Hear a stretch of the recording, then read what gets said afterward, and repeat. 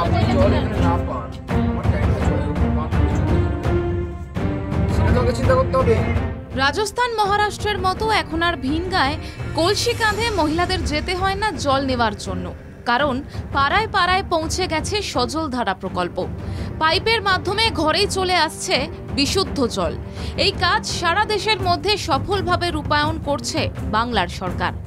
মুখ্যমন্ত্রী মমতা বন্দ্যোপাধ্যায় একথা জানানোর পাশাপাশি স্পষ্ট করেন ৭৫% গ্রামীণ এলাকায় পৌঁছে গেছে পানীয় জল, আর হুগলিতে জল পৌঁছে দেওয়ার জন্য এর মধ্যে ব্যয় হয়েছে ৮০০ কোটি টাকা।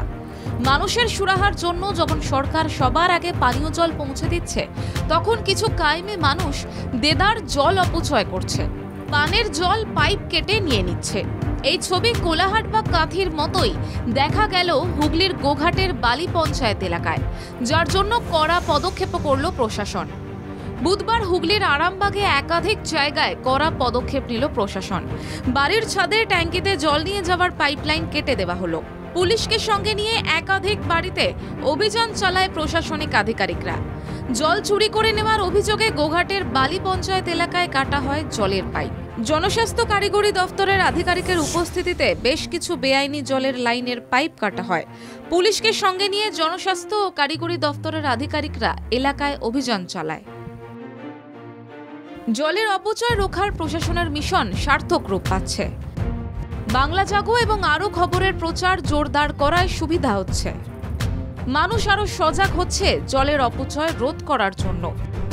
গোঘাটে জনস্বাস্থ্য কারিগরি দফতর পাইপ কেটে জলের অপব্যবহার রুখল।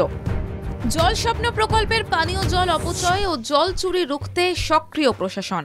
জল অপচয় রুখতে একদিকে যেমন ব্লক প্রশাসন ও জনস্বাস্থ্য কারিগরি দফতরের পক্ষ থেকে মানুষকে সচেতন করা হচ্ছে, অন্যদিকে সেই জল চুরি রুখতে কাটা হচ্ছে বাড়ির ছাদে জল নিয়ে যাওয়ার পাইপ। গোঘাটের বিভিন্ন এলাকায় এমনই অভিযান চালানো হয় প্রশাসনের পক্ষ থেকে। সচেতনতা দেওয়া সত্ত্বেও অনেক সময় এদের মধ্যে যেটা হয় যে কিছুই তো হয় না, কেউ তো কিছু বলে না, করছি করব চলছে চলুক, এইরকম একটা ব্যাপারটা মানে সেই গতানুগত একটা ব্যাপার চলে আসে। তো সেই জায়গাটা আমরা আটকাবো, প্রয়োজনীয় ব্যবস্থাও হবে, প্রশাসনিক ব্যবস্থাও হবে, নিশ্চয়ই একটা জায়গায় পৌঁছাবো। জল প্রকল্প নিয়ে গত শনিবার পরশুরা বিডিও অফিসে জেলা প্রশাসনের একটি বৈঠক হয়। সেই বৈঠকের পরেই পানীয় জলের প্রকল্প নিয়ে আরও তৎপরতা শুরু করে প্রশাসন। অভিযোগ, জলস্বপ্ন প্রকল্পের পানীয় জল অনেকেই বাসন ধোয়া, কাপড় কাচা সহ বিভিন্ন কাজে ব্যবহার করছেন। অনেকেই সেই জলের ট্যাপ খুলেই রেখে দিচ্ছেন।